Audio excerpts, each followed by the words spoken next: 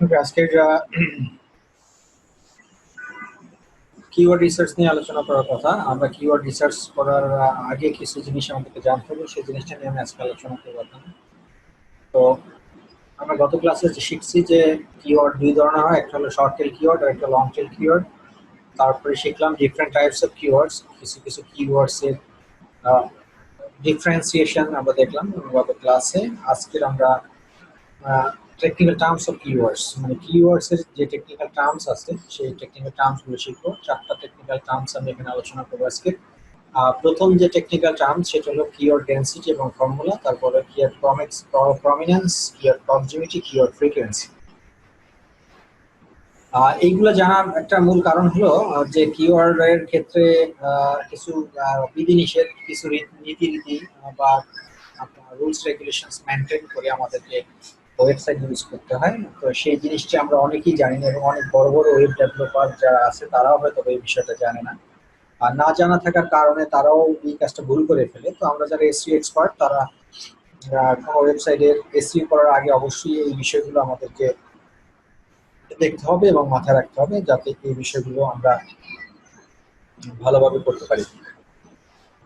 So আমাদের এখানে দেখেন, আপনারা নিশ্চয়ই দেখতে পাচ্ছেন প্রথমে যে বিষয়টা সেটা হলো কিওয়ার্ড ডেনসিটি এবং ফর্মুলা।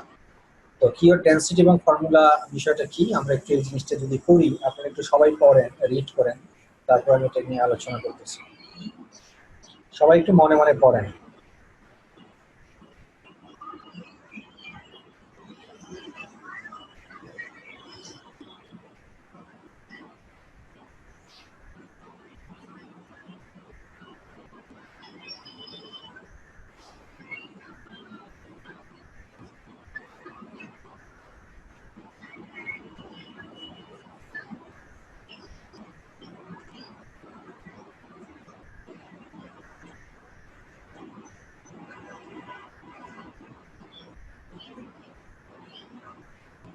কি লেখা আছে দেখুন, keyword density is the percentage of the number of Times a keyword appears on a page divided by the total number of words in that page.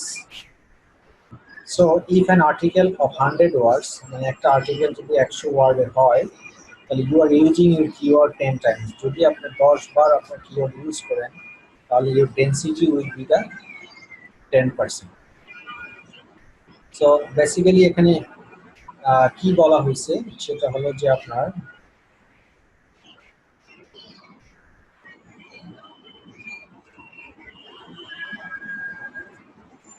একটা মিনিট একটু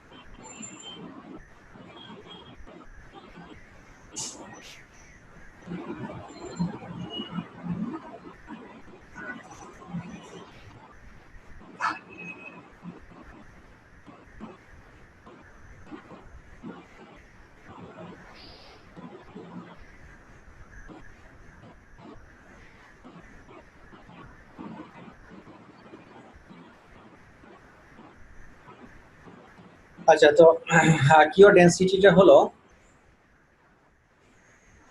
আমি আপনাদেরকে একটু এক্সাম্পল যদি দেখাই,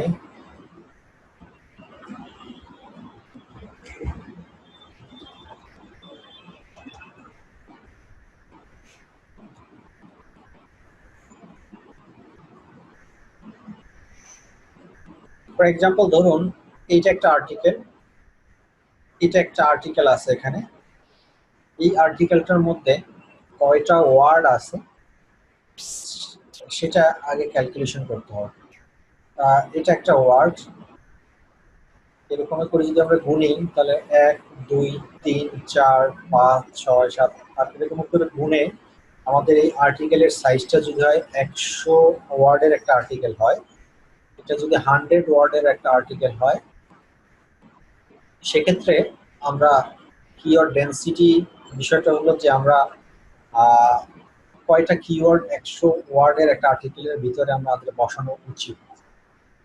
এখানে আমি রিপিট করতেছি যে কয়বার বসানো উচিত, কয়বার বসাতে পারবো কি পারবো না সেই বিষয়টা না। আমাদের যারা এসইও করি তারা আমাদেরকে এই জিনিসটা শিখতে হবে যে একটা আর্টিকেলের ভিতরে 100 ওয়ার্ডের একটা আর্টিকেলের ভিতরে কি পরিমাণ কিওয়ার্ড আমাদের ইউজ করা উচিত,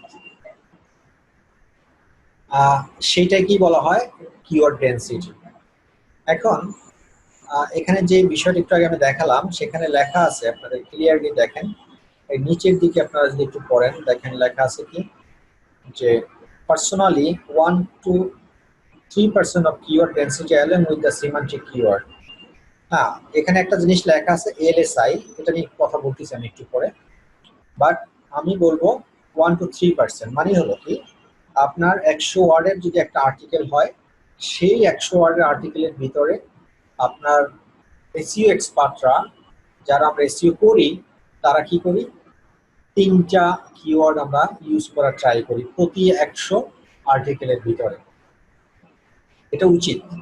তাহলে আপনার এই আর্টিকেলটা এসইও রিলেভেন্ট বা এসইও জন্য এটা কি হবে, পরিশুদ্ধ হবে।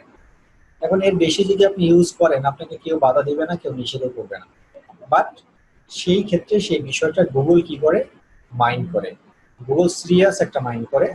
যে ধরেন আমার এখানে যদি এটা একটা এক্সাম্পল দেই, ধরলাম আমি এই আর্টিকেলটার ভিতরে আমার কিওয়ার্ড হলো এলিট পেইন্ট, এটাই ধরলাম আমি আমার কিওয়ার্ড।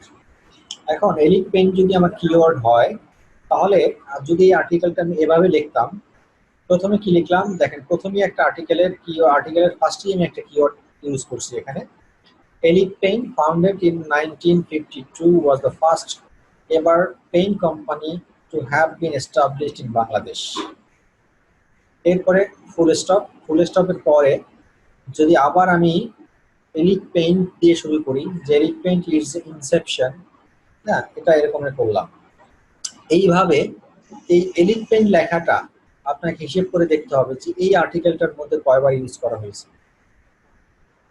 যদি 3বারের বেশি ইউজ করা হয় 100 ক্যারেক্টার 100 ওয়ার্ডের ক্ষেত্রে, আমি আবার বারবার বলতেছি, যদি এটা 300 ওয়ার্ড হয় তাহলে কিন্তু বেড়ে যাবে। 100 ওয়ার্ড হইলে সেক্ষেত্রে আপনি 3বার এলিট পেইন্ট লেখাটা ইউজ করলে আপনার এই আর্টিকেলটা পরিশুদ্ধ হবে এসইওর ভাষায়, এসইওর জন্য।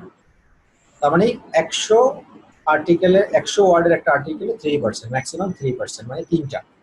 তাহলে যদি একটা আর্টিকেল হয় আপনার 500 ওয়ার্ডের, তাহলে আপনি ম্যাক্সিমাম 15বার কি করতে পারবেন, আপনি আর্টিকেল এই আপনার কিওয়ার্ড আপনি ইউজ করতে পারতেছেন। সেক্ষেত্রে আপনার এসইওর ক্ষেত্রে আপনার গুগল বা কোনো সার্চ ইঞ্জিন মাইন্ড করবে না, তার এটা স্বাভাবিকভাবে নিবে। কিন্তু 100 ওয়ার্ডের একটা আর্টিকেলের মধ্যে যদি 3বারের চেয়ে না ইউজ করে আপনি 6বার 7বার বা 10বার ইউজ করেন, তখন কিন্তু গুগল কি করবে, এই আর্টিকেলটা গুগল ইন্ডেক্স করবে না। হ্যাঁ, তো এবং আপনাকে এই আর্টিকেলটা তারা ব্যান করে রাখতে পারে। তো এই জিনিসটা আমাদেরকে মাথায় রাখতে হবে। তো আমরা কিওয়ার্ড ডেনসিটি সম্পর্কে কি বুঝলাম, যে কোনো আর্টিকেলের ভিতরে কি পরিমাণ কিওয়ার্ড ইউজ করা উচিত, কত পার্সেন্টেজ ইউজ করা উচিত, সেই জিনিসটা কি বলা হয় কিওয়ার্ড ডেনসিটি। আচ্ছা, এরপরে আরেকটা জিনিস এখানে লেখা আছে, আপনারা নিশ্চয়ই দেখছেন যে এলএসআই। এলএসআই কিওয়ার্ডস কি, এলএসআই বলা হয় ল্যাটিন সিমান্টিক ইন্ডেক্সিং। এলএসআই ফুল অ্যাব্রিভিয়েশন, এটা হলো যে রিলেভেন্ট কিওয়ার্ড, মানে আপনার এলিট পেইন্টের রিলেভেন্ট যদি কোনো কিওয়ার্ড থাকে সেই কিওয়ার্ডটাকে বলা হয় এলএসআই কিওয়ার্ড।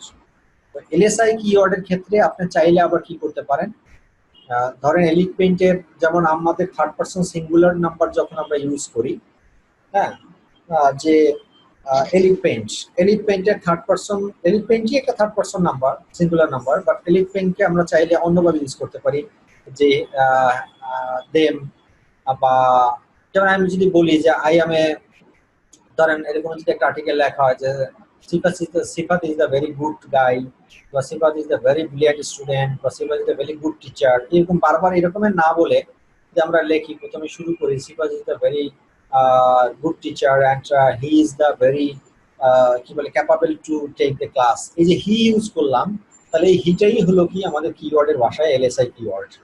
দ্যাট মিনস আপনার মেইন কিওয়ার্ডটাকে যদি আপনি ভেঙে এটার থার্ড পার্সন বা অন্য কোনো রিলেভেন্ট কিওয়ার্ড আপনি ওইটার সমপরিমাণ মানে ওটাকে রিপ্রেজেন্ট করা যায় মতো করে যদি অন্য কোনো সাপোর্টিং কিওয়ার্ড আপনি ইউজ করতে পারেন, সেটা হবে এলএসআই কিওয়ার্ড। তাহলে আপনার যদি কোনো কারণে কোনো আর্টিকেলের ক্ষেত্রে যদি আপনার 100 ওয়ার্ডের একটা আর্টিকেলের ভিতরে কোনো কারণে যদি আপনার সেন্টেন্স মিলানের ক্ষেত্রে বা পুরো সারাংশটা মিলানের ক্ষেত্রে যদি 3বারের বেশি আপনার কিওয়ার্ড ইউজ করার প্রয়োজন হতেও পারে, এমন না যে, কারণ এখানে দুইটা জিনিস মাথায় রাখতে হবে যে আপনার আর্টিকেল লেখাটার ক্ষেত্রেও আপনার সৌন্দর্য থাকতে হবে, সেন্টেন্সের সাথে সেন্টেন্সের মিল থাকতে হবে, পাশাপাশি আপনার কিওয়ার্ডও যাতে 3% বেশি না হয়ে যায় সেই দিকটাকেও খেয়াল রাখতে হবে। তো তখন আমরা যারা কিওয়ার্ড আমার যারা এসইও কাজ করি তারা তখন আমরা সাজেস্ট করি যে এই রকমের সিচুয়েশন যদি হয়ে যায় যে 100 ওয়ার্ডের একটা আর্টিকেলের ভিতরে যদি 3টার বেশি কিওয়ার্ড পড়ে যায় কোনো কারণে সেন্টেন্স মিলানের ক্ষেত্রে, সেই ক্ষেত্রে কোনো একটা আর্টিকেল বা মাঝখানে মাঝখানে আপনি যেটা করতে পারেন যে এলএসআই কিওয়ার্ড ইউজ করতে পারেন, সেক্ষেত্রে তখন আর এই কিওয়ার্ডটা তখন কিওয়ার্ড ডেন্সিটি হবে না বা গুগল এটাকে ডেন্সিটি হিসেবে কাউন্ট করবে না। এই বিষয়টাই বললাম আমি যে কিওয়ার্ড ডেন্সিটি মানে কি এবং এলএসআই কিওয়ার্ড বলতে কি বোঝায়।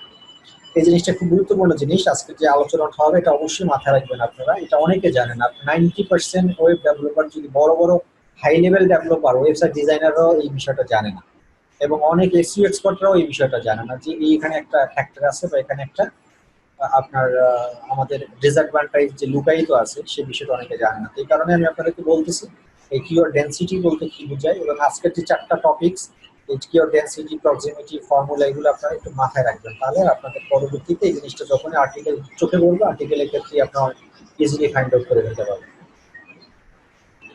আচ্ছা, তো এটা গেল কিওয়ার্ড ডেন্সিটি। আর ফর্মুলাটা মানে আসলে আজকে আলোচনাটা এটা আলোচনা হলো কিওয়ার্ড ডেন্সিটি। ফর্মুলাটা বলতে হলো যে ওই যে কত পার্সেন্টেজ ইউজ হবে সেটাকেই আমরা এখানে ফর্মুলা হিসেবে কাউন্ট করছি।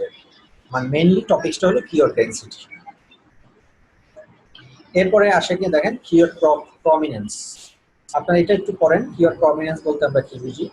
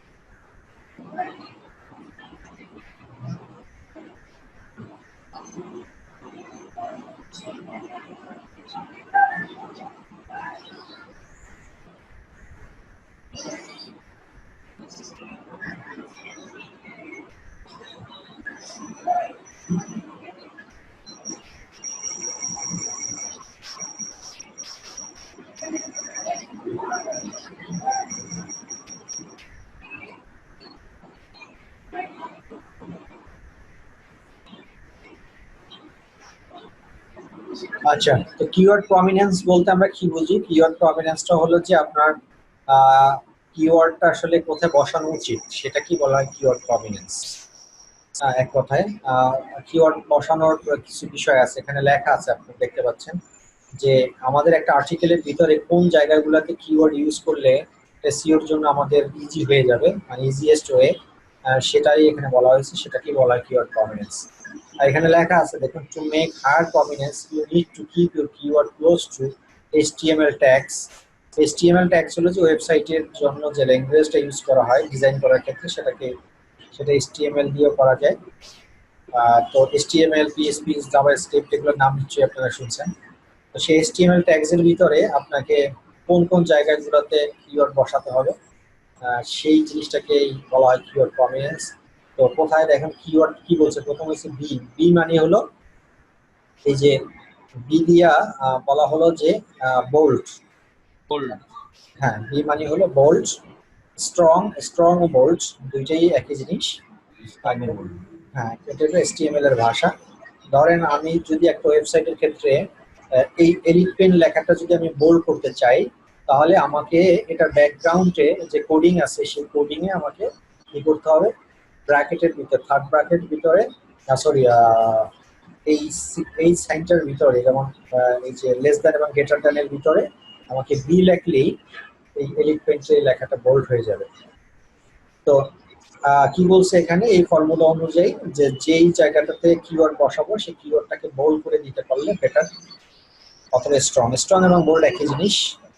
তারপর হলো বডি। বডিতে আমাদের কিওয়ার্ড বসানো উচিত। মেটা ট্যাগে আমাদের কিওয়ার্ড ইউজ করা উচিত। মেটা ট্যাগ নিয়ে আমি আর কথা বলবো না, মেটা ট্যাগ কি এটা আপনাদের প্রথম ক্লাসের দিকে বলা হয়েছে যে মেটা ট্যাগ বলতে কি বুঝি আমরা। সেই মেটা ট্যাগে যদি আমরা কিওয়ার্ড বসাতে পারি তাহলে এটা বেটার। টাইটেলে কিওয়ার্ড বসাতে পারলে সেটা বেটার। পি মানে প্যারাগ্রাফের শুরুতে, পি মানে হলো প্যারাগ্রাফ, প্যারাগ্রাফের শুরুতে বডি মানে কি স্যার? বডি মানে, হ্যাঁ স্যার বডি মানে কি স্যার? বডি মানে বডি হলো একটা আর্টিকেলের বডি। এই যে এই আর্টিকেলের বডি, এটাই পুরোটাই একটা বডি আর কি। বডির মধ্যে যে কোনো জায়গায় বসাইতে পারবেন সেটা বলছি। তারপরে হলো ব্রাকেট, বিআর মানে ব্রেক। ব্রেক মানে কি? ব্রেক হলো দেখুন, প্যারাগ্রাফ আর ব্রেকের মধ্যে পার্থক্য আছে। প্যারাগ্রাফ হলো একটা প্যারা শেষ আর একটা প্যারা শুরু, আর ব্রেকটা হলো ব্রেক হলো যে ধরেন এই যে এখান থেকে একটু একটা গ্যাপ দিব আমরা, হ্যাঁ, এই যে তিনটা লাইনের পরে একটা গ্যাপ দিতে চাচ্ছি, ছোট্ট একটু গ্যাপ, সেটাকে বলা হয় ব্রেক। এই ব্রেক যদি এটা হয়, যেমন ধরেন এটা একটা লাইন, এটা একটা লাইন, এটা কিন্তু মাঝখানে ব্রেক দেওয়া আছে, এখানে কিন্তু প্যারাগ্রাফ ইউজ করা হয় না। এই যে ব্রেক দেওয়া হলো, এই লাইনের পর একটা ব্রেক আছে দেখেন, এই ব্রেকের পরে যে লাইনটা শুরু হবে সেই জায়গাতে যদি একটা কিওয়ার্ড বসানো যায় সেটা এসইওর জন্য বেটার। তারপরে আপনার আই মানে হলো ইটালিক। কোনো কিওয়ার্ড বসাইলে সেই কিওয়ার্ডটাকে যদি ইটালিক ফন্টে করে দেওয়া যায় সেটা ভালো। আর ইএম ও ইটালিক, ইএম এবং আই ইটালিক একই জিনিস, মানে কেউ ইএম ইউজ করে কেউ আই ইউজ করে। হ্যাঁ, এটা আমরা অন পেজ অপটিমাইজেশন যখন করবো তখন আমরা এগুলো প্র্যাকটিক্যাল দেখবো, জাস্ট আমি আজকে আপনাদের পরিচয় করে দিচ্ছি। সো কিওয়ার্ড প্রমিনেন্সটা হলো যে আমাদের কোন জায়গায় কিওয়ার্ড গুলা ইউজ করা উচিত, মানে কোন জায়গাগুলোতে আমার একটা আর্টিকেলের কোন জায়গাতে বা একটা কন্টেন্টের ভিতরে, একটা ওয়েব কন্টেন্টের ভিতরে কোন জায়গায় আমাদের কিওয়ার্ড বসানো উচিত, সেই বিষয়টা কি বলা হয়। অ্যাকসেপ্ট করে না স্যার, আপনি কার ভাই? আপনার নাম না বললে আমি কেমনে বুঝবো? আপনার যদি এখানে নাম থাকে এক জিনিস আর গ্রুপে থাকে আরেক নাম, তাহলে আমি কেমনে বুঝবো যে আপনি এই ব্যক্তি? আপনার ফেসবুকের নামটা কি সেটা টেক্সট করে দেন এখানে, তাহলেই হলো। আচ্ছা, তো এই হলো কিওয়ার্ড প্রমিনেন্স, যে কোন লোকেশনে বা কোন স্টাইলে আমাদের কিওয়ার্ড বসানো আছে সেটা হলো কিওয়ার্ড প্রমিনেন্স। এরপরে আসি আমরা পরেরটাতে, কিওয়ার্ড প্রক্সিমিটি। এটা একটু রিড করেন আপনারা।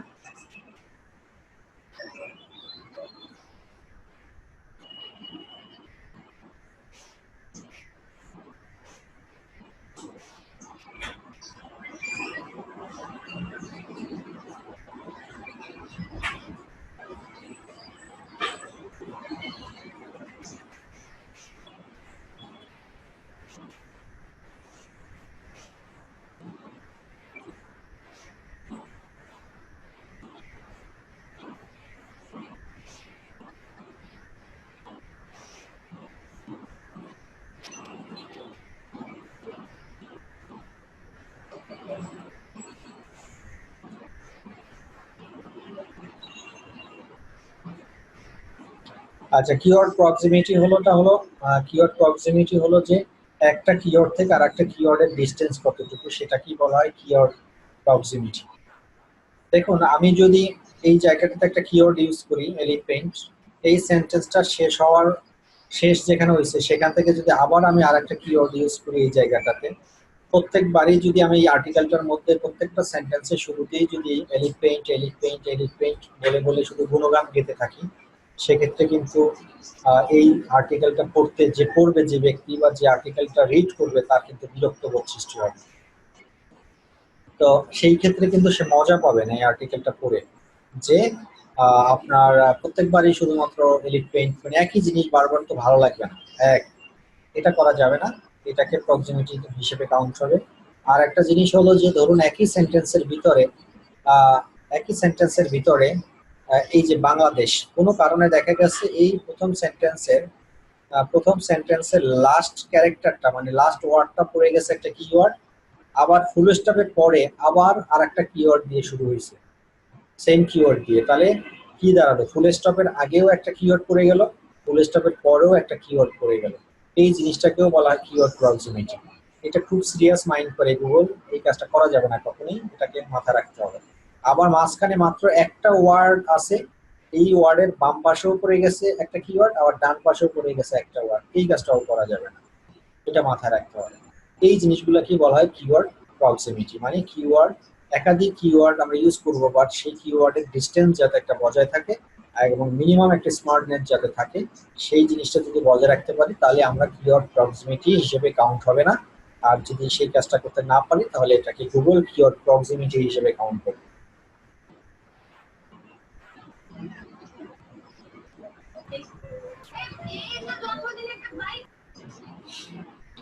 ওকে, তো পরে আরেকটা জিনিস বাকি আছে, সেটা হলো যে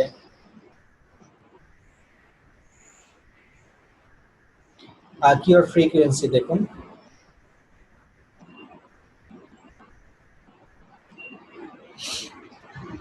কিওয়ার্ড ফ্রিকোয়েন্সি হলো যে এক কথা, এটা বোঝানোর কিছু নাই যে how many times you have been use same keywords a article. বিষয়টা হলো যে একটা আর্টিকেলের ভিতরে আপনি কতবার সেম কিওয়ার্ড ইউজ করছেন, সেটাই হলো কিওয়ার্ড ফ্রিকোয়েন্সি। একই কিওয়ার্ড যদি আপনি 5 বার ইউজ করেন 100 ওয়ার্ডের একটা আর্টিকেলের মধ্যে, তাহলে আপনার কিওয়ার্ড ফ্রিকোয়েন্সি হবে 5%। 100 ওয়ার্ডের ভিতরে একই আর্টিকেল যদি আপনি 2 বার ইউজ করেন তাহলে কিওয়ার্ড ফ্রিকোয়েন্সি হবে আপনার 2%। এখানে প্রথমটার সাথে লাস্টের একটা সামঞ্জস্যতা আছে। প্রথমে আমরা শিখছিলাম কিওয়ার্ড ডেনসিটি। ডেনসিটি হলো যে আপনি কিওয়ার্ড বসাবেন, সেই বসানের কত পার্সেন্ট পর্যন্ত বসালে আপনার জন্য বেটার সেটা। আর আপনার কিওয়ার্ড ফ্রিকোয়েন্সিটা হলো যে আপনি কতবার বসালেন সেটার যে ক্যালকুলেশন, সেটার যে রেজাল্ট, সেই রেজাল্টকেই বলা হয় keyword frequency. Keyword prominence keyword density, keyword prominence, keyword proximity, keyword frequency, এই চারটা নিয়ে আপনাদের কোনো কনফিউশন আছে কিনা একটু আমাকে বলেন, যদি না থাকে তাহলে আমি স্টেপ ফরওয়ার্ড হব। আসলে কিওয়ার্ড প্রমিনেন্স এই ব্যাপারে একটু বললে ভালো হতো। আর কিওয়ার্ড প্রমিনেন্সটা হলো যে আপনার আর্টিকেলের ভিতরে কোন জায়গাতে আপনার কিওয়ার্ড বসানো উচিত। আর্টিকেলের শুরুতে বসানো উচিত, না মাঝখানে বসানো উচিত, না আপনার এবং সেই কিওয়ার্ডের জন্য আলাদা কোনো স্টাইল দেওয়া উচিত, মানে বোল্ড করা, ইটালিক করা, বা একটু অন্যভাবে লেখা, বা ফন্ট সাইজটা অন্যভাবে করে দেওয়া, ফন্টের স্টাইলটা অন্যভাবে করে দেওয়া, এই জিনিসটাই হলো কিওয়ার্ড প্রমিনেন্স। আর কিওয়ার্ড ফ্রিকোয়েন্সি হলো যে আপনি একটা আর্টিকেলের মধ্যে কতবার সেম কিওয়ার্ড বসাইছেন, সেটাকেই বলা হয় কিওয়ার্ড ফ্রিকোয়েন্সি। তাহলে 3 বারের বেশি বসানো যাবে না। 3 বারের বেশি বসানো যাবে না 100 ওয়ার্ডের আর্টিকেলে। মানে আপনার আর্টিকেল যদি 100 হয় সেক্ষেত্রে 3টা বসালে আপনার জন্য ভালো। আর এর বেশি বসাতে পারবেন না যে তা না, বসাতে অবশ্যই পারবেন, বাট সেটা আমরা যারা এসইও করি তাদের জন্য করা উচিত না। তাহলে ভাইয়া মানে কিওয়ার্ড স্টাফিং আর কিওয়ার্ড কি ডেনসিটি কি একই রকম নাকি? হ্যাঁ হ্যাঁ, স্টাফিং আর ডেনসিটি একই রকম। হ্যাঁ, একই রকমের। হ্যাঁ,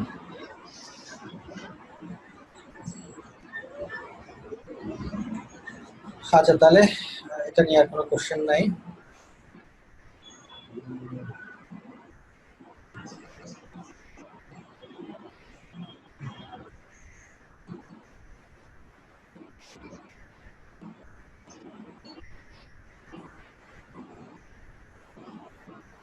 আচ্ছা, এই বিষয়টা নিয়ে গত ক্লাসে আপনাদের আলোচনা একটু করে হয়েছিল যে আমাদের কিওয়ার্ড রিসার্চের ক্ষেত্রে একটা কাজ করতে হবে, কয়েকটা স্টেপ আছে, সেই স্টেপগুলো আমরা ফলো করে কিওয়ার্ড আমরা রিসার্চ করব। তো এখানে আপনাদের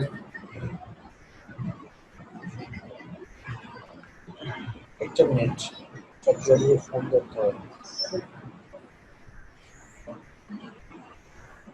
আচ্ছা, জি।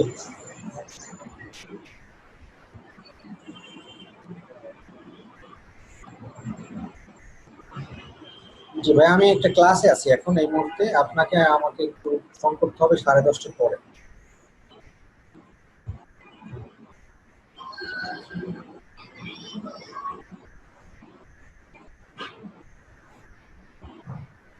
আচ্ছা, তো এখন এই যে বিষয়টা নিয়ে আমাদের কিওয়ার্ড অ্যানালাইসিস বা কিওয়ার্ড রিসার্চের ক্ষেত্রে যে স্টেপগুলো ফলো করতে হবে সেই বিষয়গুলো নিয়ে আমাদের আলোচনা ছিল। আমি আপনাদের কয়েকটা টুলস আমি আপনাদেরকে দিয়ে দিচ্ছি কপি করে, আপনারা এই টুলসগুলো আপনাদের কাছে রাখবেন। আমি গ্রুপেও দিয়ে দিচ্ছি, আপনাদের এখানেও দিয়ে দিচ্ছি। আচ্ছা ভাইয়া, এই যে ইয়াগুলা পিকগুলা এগুলা কি মানে মানে দেওয়ার কোনো সিস্টেম আছে নাকি? হুম, এগুলা যে পিকগুলা, পুরো পিকগুলা কিসের পেজ? আপনার যে এগুলা মানে এখান থেকে দেখে দেখে যে ইয়া করেন, স্লাইড? এই যে স্লাইড গুলা। কিন্তু ভিডিও ভিডিও দেখলে তো ভিডিওর মধ্যেই তো থেকে যাচ্ছে। হ্যাঁ।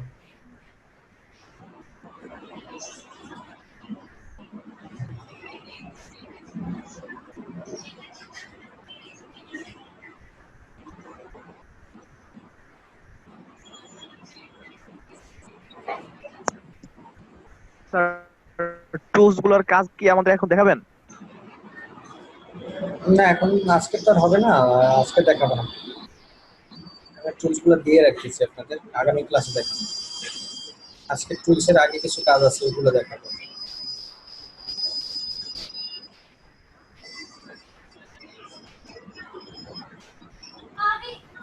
হ্যালো ভাইয়া, জি, সিপি এর কি হচ্ছে কি 7 নম্বরের ভিডিও কি পাঠাই দিয়েছেন? হ্যাঁ দিচ্ছি, দিচ্ছি।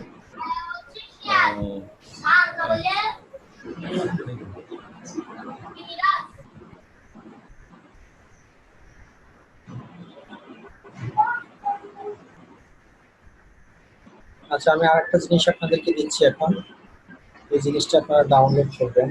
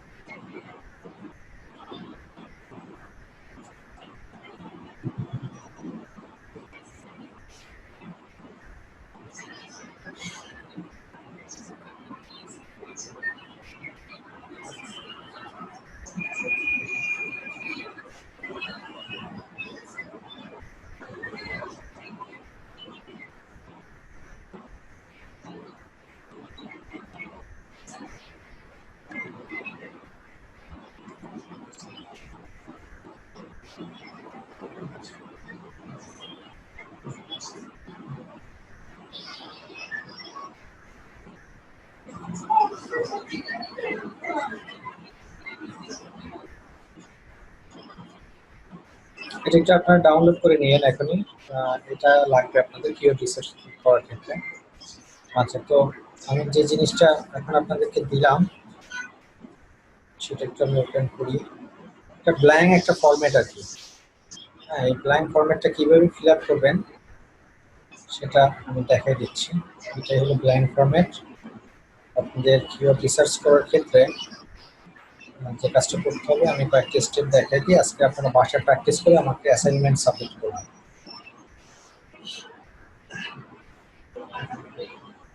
ধরেন আমরা ওই দিন গত ক্লাসে আমরা আলোচনা করছিলাম যে আপনার কিভাবে কি বলে যে গত ক্লাসে আলোচনা করছিলাম যে কিভাবে আমাদের কিওয়ার্ড স্টেপস গুলো আমরা দেখছিলাম এখানে, যে নিশ কিওয়ার্ড, সিট কিওয়ার্ড, এগুলো আলোচনা করছিলাম। যে niche keyword, seed keyword, keyword selection, brainstorming করতে হবে, চুজ বেসড 15 to 20 কিওয়ার্ডস, এগুলো আলোচনা করছিলাম। এবং ধরুন আপনি একটা প্রোডাক্ট নিয়ে কাজ করতেছেন, সেই প্রোডাক্টটা, যেমন আমরা গত ক্লাসে এক্সাম্পল দিয়েছিলাম মোবাইল ফোন নিয়ে। তো আমাদের যদি নিশ কিওয়ার্ড হয় মোবাইল ফোন, আমাদের নিশ কিওয়ার্ড যদি হয় মোবাইল ফোন, তাহলে সেক্ষেত্রে আমাদেরকে কি করতে হবে, এই নিশ কিওয়ার্ডের জায়গায় এই যে কলামটা দেখতেছেন এখানে লিখতে হবে মোবাইল ফোন। এটা হলো আমাদের নিশ কিওয়ার্ড। এরপরে এই মোবাইল ফোন থেকে আমাদের এখন কিওয়ার্ড আইডিয়া জেনারেট করতে হবে। তো মোবাইল ফোন থেকে কিওয়ার্ড আইডিয়া জেনারেট করতে হলে যে কাজটা আমাদেরকে করতে হবে সেটা হলো যে ব্রেইন স্টর্মিং করতে হবে। প্রথমে কাজ কি, ব্রেইন স্টর্মিং করতে হবে। স্টেপটা ফলো করেন আপনারা। নিশ কিওয়ার্ড আমরা এটা কাজ করে ফেলছি, এটা আমরা করে ফেলছি, কি এটার নাম, মোবাইল ফোন। এরপর আমাদেরকে যেটা করতে হবে, ব্রেইন স্টর্মিং করতে হবে, তারপরে analysis of keyword, relevant keywords বের করতে হবে। মোবাইল ফোনের রিলেভেন্ট কিওয়ার্ড আমাদেরকে ব্রেইন স্টর্মিং করে বের করতে হবে। তাহলে আমরা সেকেন্ড পর্যায়ে আছি এখন। আমরা সেকেন্ড পর্যায়ে থাকলে আমরা কি করব, তাহলে মোবাইল ফোনের কিছু কিওয়ার্ড মাথা থেকে বের করি আমরা। যেমন হতে পারে যে লেটেস্ট স্মার্টফোন ইন বাংলাদেশ। তারপরে আমরা লিখতে পারি স্মার্ট মোবাইল ফোন, এটা একটা কিওয়ার্ড হতে পারে। তারপর হতে পারে ধরুন লেটেস্ট রিজনেবল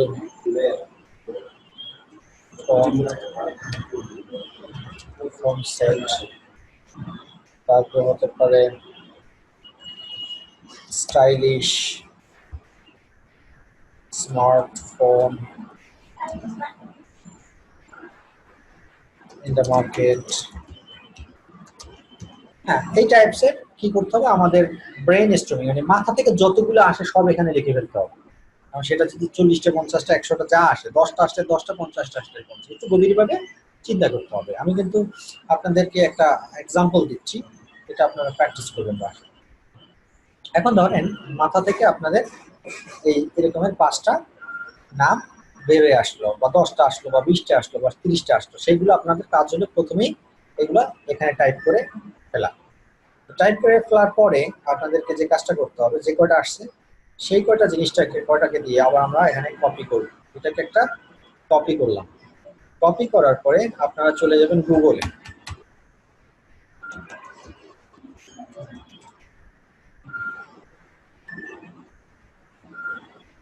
গুগলে গিয়ে এই জায়গাতে টাইপ করবেন, যেটা আমার মাথা থেকে আসছিল তার একটা কিওয়ার্ড নিলাম আমি। দেখেন এই মাথা থেকে আসছিল এই কিওয়ার্ডটা, সেই কিওয়ার্ডটা কপি করে আমি কি করলাম, গুগলে সার্চ দিলাম।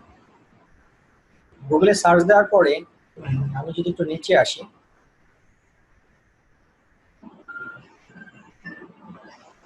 নিচে আসার পরে দেখেন এই জায়গাটাতে search related latest smartphone in Bangladesh, এই জায়গাটাতে দেখেন ওইটার এগেনস্ট